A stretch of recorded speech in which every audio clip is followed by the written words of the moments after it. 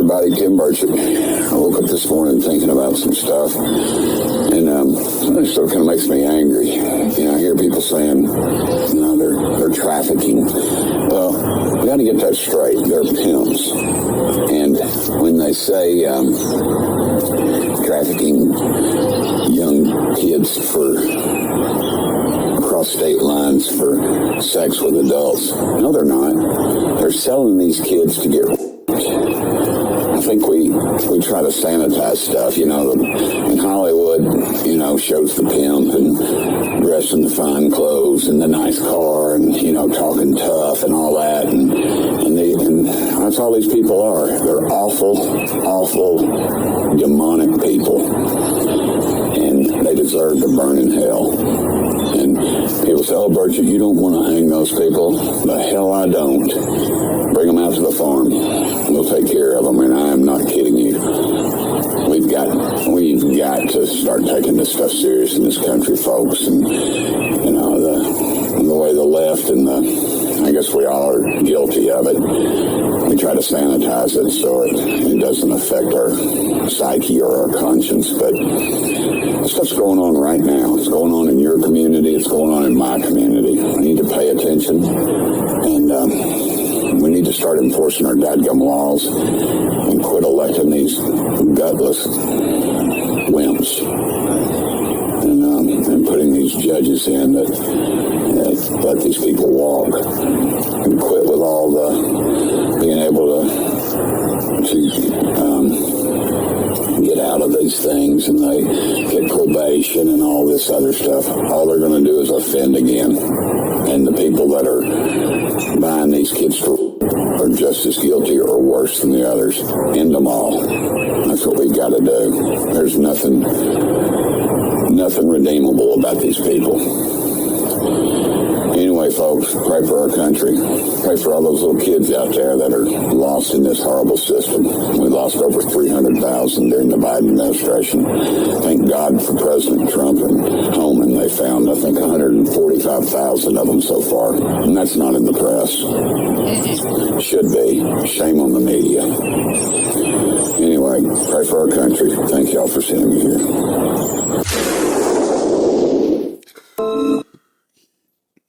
145,000 found, still got, 150,000 still out there. It's happening every single day, every single minute. And everyone's talking about stuff that happened 15 and 20 years ago. So I'm going to give you a chance right now. If you don't want to see some of this stuff that might be a little touchy, don't worry, nothing graphic. But there's going to be some discussion here as to what's going on with the kids, the active speedo stuff, the active trafficking. I wanted to wait till tonight because, if they decide they don't want me to talk about it and they turn it off, that's fine. But the hearing that happened today, a gentleman that you will know when you see him went to Capitol Hill to talk about we need to get something done. We need to get something done to help these kids. And I didn't see not much talk about it whatsoever. As Tim Burchett said, you don't hear the media talking about it. There were a couple blips and clips, but it was Tim Tebow. Tim Tebow went to Capitol Hill today and went out there and said, we got to do something. And so I want you to listen to this first video. You may have seen the conversations happening online lately. Censorship is back. It's happening everywhere. Platforms are controlling narratives and pushing the stuff they want you to see. And we need to fight back. Rumble is the only company that has stood the test of time and deserves our support. On one side, Rumble is challenging big tech and challenging their censorship. But now on the other side, they've introduced something that will give us protection from the big banks shutting us off. Banks can cancel our accounts and freeze our cards. So that's why they launched Rumble Wallet, a wallet that no one can cancel and a wallet that supporters can use to instantly tip your creators, like myself, without any middlemen taking cuts. With Rumble Wallet, you control your money, not a bank, not a government, not a tech company, not even Rumble can touch it. It's yours, only yours to protect your future and your family. It's not only a wallet to buy and save, but it allows you to support your favorite creators by easily tipping them with the click of a button. There will be no fees when you tip my channel or others, and we actually receive the tip instantly, unlike other platforms where you have to wait probably a month for a payout. So support my show and support other creators by clicking the tip button on my Rumble channel. It's wallet.rumble.com, and download Rumble Wallet today. Open an account and step away from big banks for good, forever. Wallet.rumble.com, or search Rumble Wallet in the app stores or Play Store. Right now, law enforcement can see over 500,000 unique IP addresses that are trading images of children under 12 being sexually abused. Some of them are being tortured, and some of them are being raped. What if I told you that we know that the majority of those offenders are also committing contact offenses against children in their own homes, in their own communities? These offenders have an average of 13 victims each. That's hundreds of thousands of little boys and girls that are in desperation, that are experiencing an evil they should never have to experience. These offenders have spent their entire lives perfecting deception. Many sex offenders are not only capable, but they're quite adept at compartmentalizing. They seem like the nicest guys in the world. They're often very good with children. They're adept at not only grooming children, manipulating their victims, but also worming their way into our youth-serving organizations, our churches and temples, and our families. Their deviance begins to express itself, and they go online, they find other like-minded individuals with whom they begin to share everything from stories to images to videos to techniques on how to evade detection by law enforcement and how to manipulate others so that they can commit acts of harm. The worst moments of these little boys and girls' lives, they're being memorialized, they're being celebrated, and they're being traded with people that are viewing them for their pleasure. At TTF, we have a sense of urgency because we know hundreds of thousands of children all over the world right now are waiting to be rescued. That part, right now. Not something that happened on an island 10 years ago. Not something that happened in a townhouse 15 years ago. Today. And it's always struck me. And you guys who watch my channel, you know that, Barry doesn't seem to talk about Epstein too much. Because I'm like, it's over. Whatever they did, let them figure it out. And let whoever get arrested. What are we doing about today's children that nobody wants to talk about? Even the most biggest Epsteiniac who will bring it up at every single tweet, you never see them talk about, well, what about the ones who are 10, 9, 12, 5, 4, 3 years old? What about the people right now? Nope, nobody talks about it. Which means all this other stuff is a charade, because if you really cared about helping young children and women, you'd be talking about what should we be doing right now. What we're asking you to help us do is, number one, safeguard. Safeguard as many boys and girls as possible through rescue operations with our team and partners domestically and around the world. And we need to be able to expand our rescue operations, and we need to be able to come alongside law enforcement all over the world to increase our ability and their ability to be able to get to as many children as possible. Number two is to stand up better training, stand up better technology so that law enforcement would be equipped with the right training and technology to get to as many as fast as possible. We have technology now that can pinpoint offenders with the highest likelihood of actually abusing children. We want to focus on those offenders, and we want to help law enforcement all over the world get to those children that need to be rescued.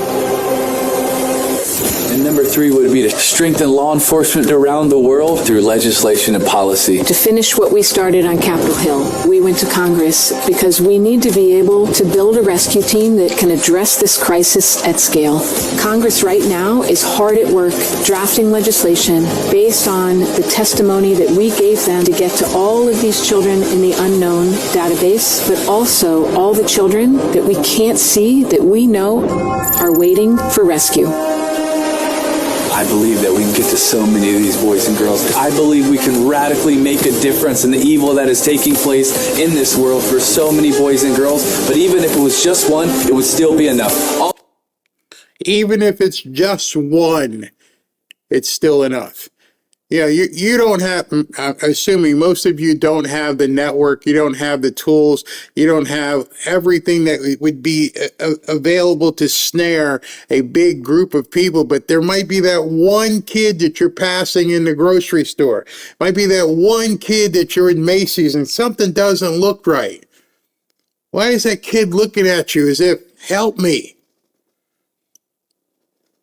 That's the kind of thing I think we can make a difference with today, is just understand what you might see. Understand that the cops that are out there, they may have small task forces and they have to turn over so much because these cops can't take it. It's so bad. I think he's going to talk about it, but I think the life expectancy of a cop who's working CSAM is probably a couple years, and they got to bail. I can't do this anymore. But yet the kids that they're trying to find are having to do things 5, 10, 15 times a day. But yet you got idiots over here talking about, we don't want to testify. I don't have time for you if you don't want to testify. I don't even want to hear from you when you say you don't want to testify. I know that kid wants it. I know that kid that you walk past with the panda eyes is like, help me. But nobody in the media, nobody talks about it. All of the work, all of the strength, all of the effort would still be enough, even if it was just for one. But we believe we can get to many more. And would you help us do that? So for my 37th birthday, I'm asking you to stand side by side with me, but for them, because you're being called to protect, to safeguard, to love all of these boys and girls. Unknown and unfinished, because the mission isn't complete until all are known and all are free.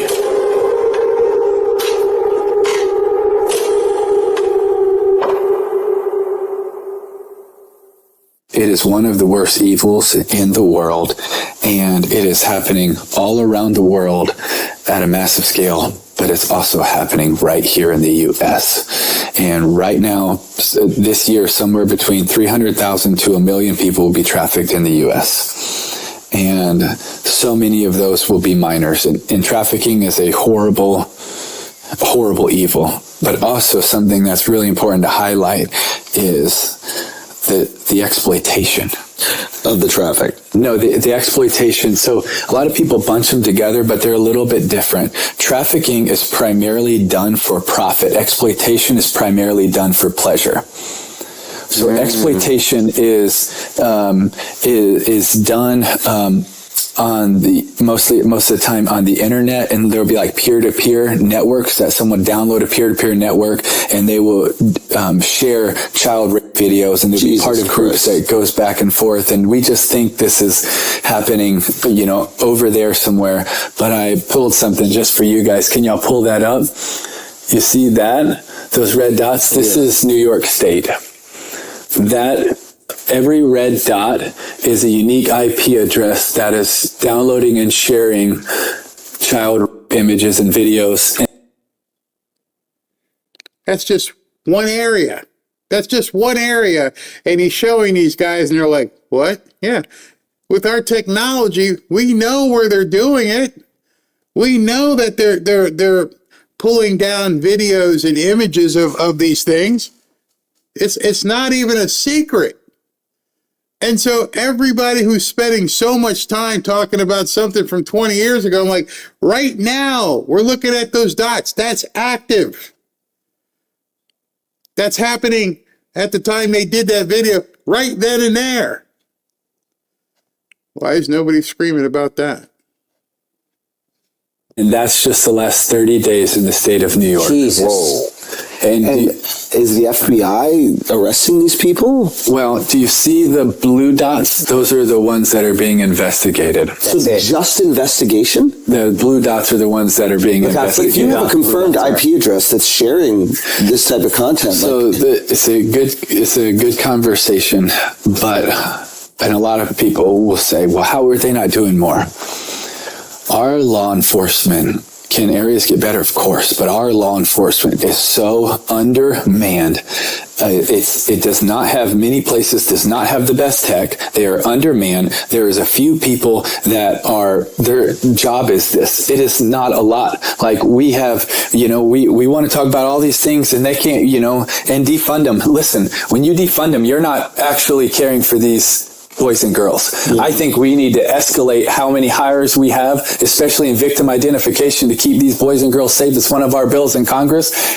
Is the Renewed Hope Act is so that we would hire more victim identification specialists to be able to identify these boys and girls so that we can knock on that door and go safeguard that child. Why do you think that this is not unanimously supported or even spoken about? Like it seems we've been speaking a lot about it. Of course you guys have, but like, why is it not amplified? yeah, I think it makes a lot of people uncomfortable. Well, we wrote our bill specifically in a way for right or left, because for us, it's not about politics. It's about people, especially people that are suffering. Yeah. And this is trafficking, except this is just trafficking down the hall. Yeah. The number one offender in this, biological fathers. Whoa. I heard that and I was like, what? You're selling your own kids? Special place in hell. Special place in hell. No way. Whoa. Yes. Do you think people aren't doing more about this because we feel, oh, this is a problem over there? I think that is a big part of it. Yes. I feel like we think it's just over there. And over there meaning overseas. Overseas. We think it's Taken, Liam Neeson. We think it's all of these other things when it's not. We have so many issues that are taking place right here in our country. And I could keep going off lists. We're the number one buyer for boys and girls around the world. America is. Meaning like videos of it? Yes. We pay for the rape of boys and girls in the Philippines, Cambodia, Indonesia, Laos, Thailand. Like, we're the number one buyer. In peer-to-peer sharing of this information, we're third worst in the world. China, Russia, US, and Italy's fourth. Like, this is one of the worst evils in the world. And people think, well, we're not doing that. Yes, we do really think that. Somebody posted in the comments and said, now we know why he wasn't successful as an NFL quarterback, because this was his calling. And it was funny. A sheriff buddy of mine said the exact same thing. Said almost exact same words, that this is what he was called to do. This is what he needs to succeed in. And it's a lot harder than playing quarterback in the NFL. I know we do. Yeah. And that's one of the, our hearts is to get this, message out, to be able to make change and then support our law enforcement and task forces that are working on this, because there are some freaking heroes that are fighting this every single day, but they do not have as good of technology most of the time as those with the goal to do evil. They just don't. And they're also, do you know how hard it is for these law enforcement officers when you wake up every day and you watch a video of an infant, of an 18-month-old, a 9-month-old, when you watch, and that's one of the number one burn. When he said that, 18-month-old, 9-month-old, I couldn't even, I still can't. I can't wrap my head around somebody doing that to an infant. An infant who has no ability to fight back. An infant who doesn't even know what's happening to her or him. You barely are eating food if you're eating food and there's some guy penetrating you. it is such a dark thing that too many people just don't want to, can't go there. Which I think that's one of the problems. It's easy to look at Epstein and Ghislaine Maxwell and Hillary and Bill and the grown women now who call themselves victims. But could you imagine seeing a video of a 9-month-old child, baby, getting things done to them? I don't know how my heart, I'd probably pass out and die. I don't think I could even stomach that. I think I would run to the bathroom, throw up so hard, pray God to take that visual away from me so I never have to see it again. And then you realize as you're praying to take that away from me, God, the kid can't do that. Think about that. It would make you so throw up, make you feel so disgusted that you would pray not to have to see it again. Yet that kid is going to see it a couple times a day. And then you realize, man, I need to pray for the strength and see what I can do to help. By the way, somebody asked what the website was. It's Tim Tebow Foundation.org. Very simple. Tim Tebow, T-E-B-O-W, Tim Tebow Foundation.org. Rates for law enforcement I can't imagine. when you do that. Yeah, And I think it's something around 3 years for them. But you take a year to be trained up, and now you're burnt out. Now you got to bring someone else on, and it's like, how do we have the manpower to do that? I mean, Good morning, Chairman Hawley, Ranking Member Durbin, distinguished members of the committee. Thank you so much for having me. It's an honor and really a privilege and humbling to be here with all of you, Miss Julia, Miss Stacia, Yasmin, and Miss Jane. It really is humbling and feel unworthy to be sitting beside all of you. So thank you so much for your work. So he went to Capitol Hill today, and they held a hearing, and he had, he testified. It's a long hearing. I didn't want to bring the whole thing out here and show it to you, but this happened today, and I was looking around on television, and I'm like, nobody's talking about it. Nobody. That's where we are as a country. As you mentioned, I'm so blessed to be a part of the Tim Tebow Foundation, and we exist to bring faith, hope, and love to those needing a brighter day in their darkest hour of need. But to really sum it up, it's to fight for people that can't fight for themselves, and I believe that's exactly why we're here today. Several years ago, we were finishing a leadership meeting, and I looked at Camille, our VP of Anti-Human Trafficking and Child Exploitation, and she had a very sober look on her face, and I said, Camille, what is it? What's breaking your heart? And she wrote down the number 20,000. And I said, Camille, 20,000 what? And she said 20,000 boys and girls. That's the best guess of what law enforcement can see in rape and abuse images, but yet they're categorized as unknown, unidentified. So that led us to a meeting in Lyon, France with HSI, FBI, Interpol, Europol, NCMEC, Google, ONIMI, and 18 other countries to find out, okay, what actually is the closest thing to the truth? And it wasn't 20,000. It was 57,000 boys and girls in the ICSA database that have yet to be identified. And that led us to Renewed Hope 1, 2, and 3, which identified over 1,100 boys and girls, and over 550 of them have been safeguarded so far. And right now, 30 minutes away at C3, the Cyber Crime Center, which is just so many of the best investigators and agents that America has to offer. They really are incredible. We just came from there, and I just want to thank them because they are the tip of the spear and the best of the best. And right now, the biggest operation ever in the fight against child exploitation is taking place with 30 countries, 34 agencies, 94 investigators and victim identification specialists, and hopefully it will be one of the biggest operations ever in history.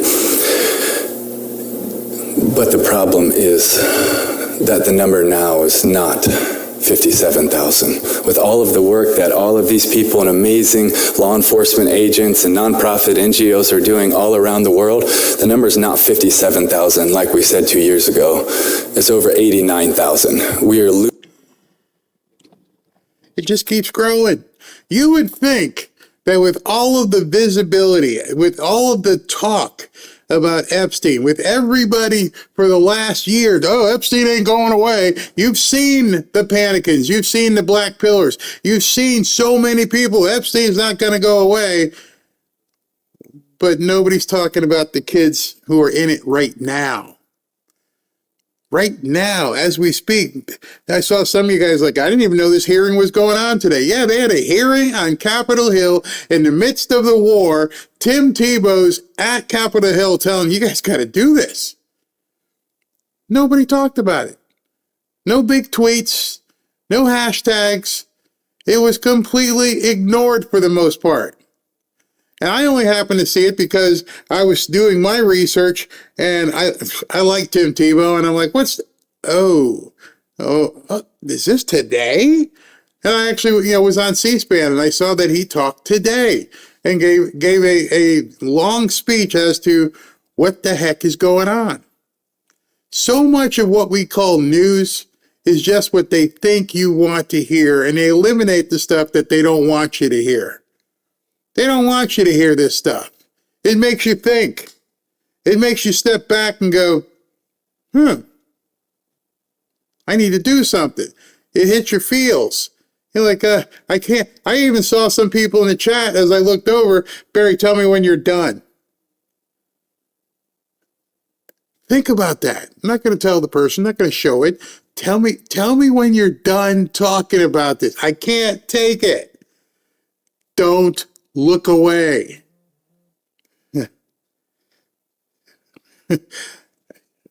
Losing the battle and we are losing the war, and boys and girls are suffering for it. And to give you an idea of the scope of what's happening in America, there's a red dot map right over there over my right shoulder, and that's just a 6-month screenshot of the U.S. And every red dot that is on there is someone that is downloading, sharing, or distributing child rape images, almost all under the age of 12. And there's over 330 of them just in that 6-month screenshot. And we know that 55 to 85% of them are also hands-on offenders, and we know that your average... So earlier you saw the picture of just in New York City or New York State. This is across the country. And as you see that map, you realize there's no state that's blank. It's happening where you live. It's happening someplace close to where you are. Right now, tonight. But nobody wants to talk about it. Offender has 13 victims in their lifetime. The scale of harm right here in America is to a certain extent hard to comprehend, but that's why we're here.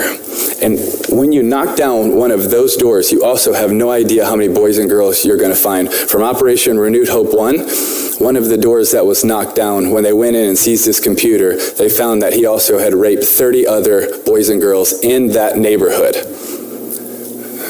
So there's a lot of work to do. And Ranking Member Durman, you're right. We have to be able to act. A little over a year ago, I was at one of our protection centers, and a protection center has extra security because there's still a bounty and a price on these girls and young women's lives. And I was walking through the counseling rooms, and I walk up to one of the counseling rooms, and it's this beautiful couch, and it's got teddy bears and toys and children's books in it. And right behind the couch, there's a window. And right behind the window is the wall, and it's the edge of the protection center. I look up to the top of the wall, and it's the razor wire all the way around the top. And I'm just looking at this picture, and it's a surreal picture because inside, those girls are going to be cherished and loved and protected and cared for. But on the outside, they went through an earthly form of hell.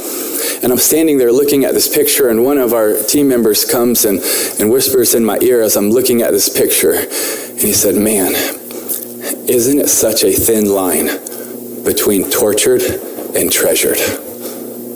And he was right. It is a thin line between tortured and treasured. And you are that thin line. And all of you are that thin line. But we have to have more people on that line, and we have to do a whole lot more, and we have to do it faster. Because every day we wait, they're suffering, they're crying, and I believe right now many of them are praying that we would respond. But how are we really going to respond? Because I ultimately also believe that this is what we're called to do. And what is calling me, and in my opinion, the best definition is an urgent and divine invitation to accept responsibility for a particular task. But the question is, will we actually accept the responsibility of caring for these boys and girls and truly protecting them, or are we just going to continue to talk about it? Because there's so much we can do, but the question is, will we? Thank you for having me, and thank you for letting me be a part. Could you just briefly describe for us the mission? Wow.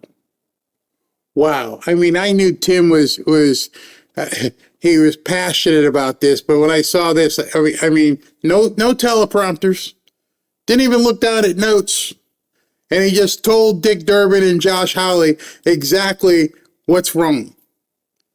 And I'm thinking, man, how can I help? That's immediately what I thought Of the Tim Tebow Foundation.